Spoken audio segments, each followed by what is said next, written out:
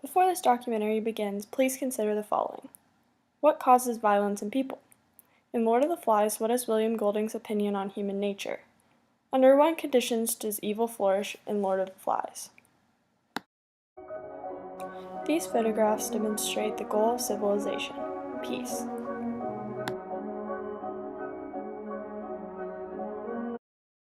These pictures demonstrate what happens when people don't follow a set moral code and the rules of civilization.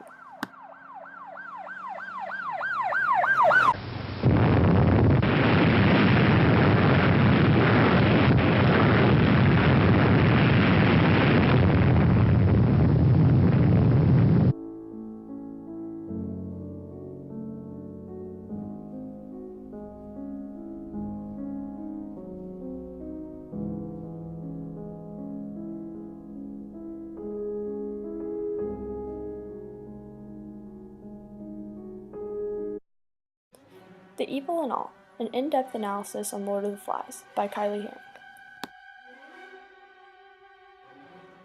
Lord of the Flies is about a group of boys who find themselves stranded on a deserted island. They try to keep order and govern themselves, which leads to chaos, and the group of boys breaks into two tribes and fight among themselves. Through this intriguing novel, not only does Golding explore the idea of an innate evil, he goes also to show the connection between society and the behavior of its inhabitants.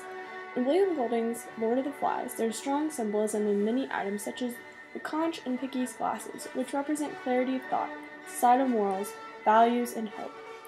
Although human beings are gifted with at least a glimmer of intelligence and reason represented in the novel by Ralph and Piggy, respectively, the power of evil is sufficient enough to overwhelm any opposition. Societal standards have a tendency to draw out and utilize the intelligence and reason. However, without these said standards, humans fall back towards savagery, and in the case of Lord of the Flies, evil. The first shifts into savagery.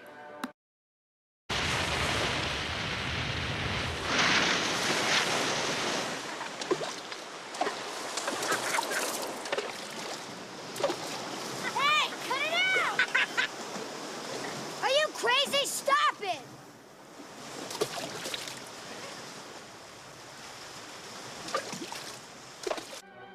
This act is the beginning of Roger's cruelty to the younger kids as well as an important early step into the boys' decline into savagery. Currently, the boys are still building their society and the civilized instinct still dominates the savage instinct. The cracks are beginning to show, however, particularly in some of the boys' use of violence to achieve a sense of superiority over others. Golding displays the psychological workings behind the beginnings of that willingness.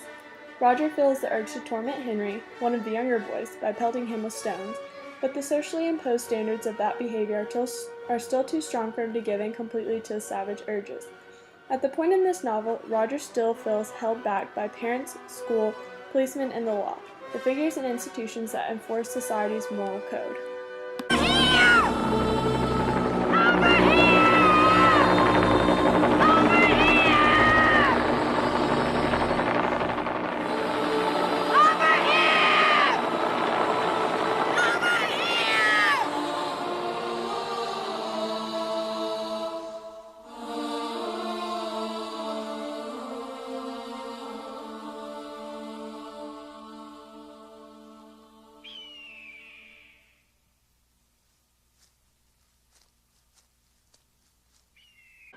The second shift of the chapter occurs when a ship passes but the boys are not noticed or rescued because the fire has gone out. Even though Ralph and Piggy hurry to rekindle the fire, it was too late. Ralph is enraged that Jack abandoned his job and indulged in a more selfish desire due to the fact that the fire went out because of Jack's obsession with killing a pig. The boys' spirits are diminished at the thought of the rescue that did not come. The reader can begin to tell that savagery and evil are sitting on the doorstep of the boys' community. Ralph and Jack are already fighting and losing sight of how society functions. The fast-built civilization was not well constructed and is seeming to already have cracks in its foundation. The second shift into savagery. Come on, let's get out of this kindergarten.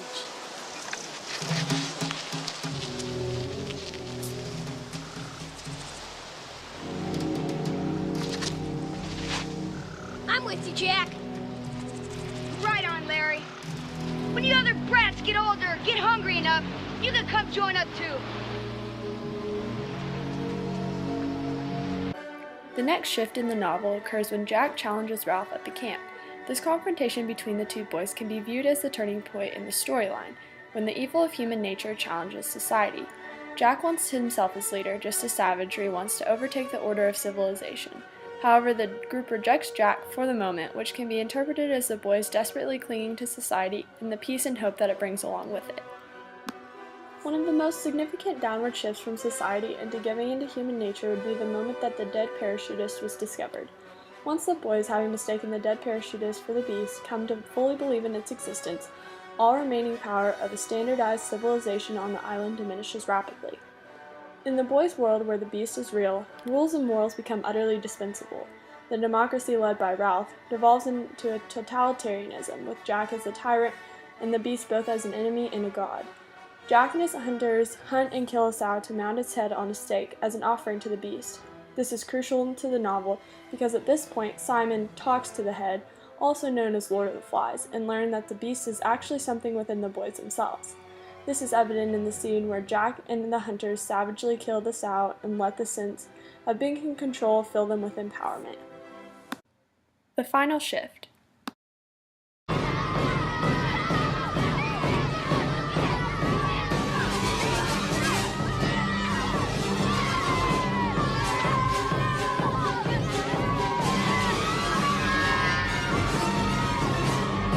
In the final shift, from society to savagery, Simon is killed and the boys are consumed by the beast which lives within them and give in to the evil that comes without the order of an organized civilization.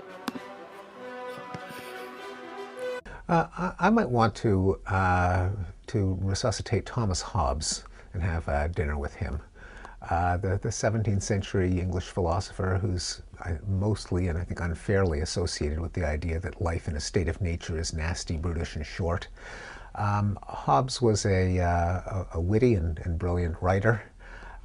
He was a kind of psychologist who had a physiological, mechanistic view of thinking and emotion. He said reasoning is but reckoning in the original sense of computation or calculation.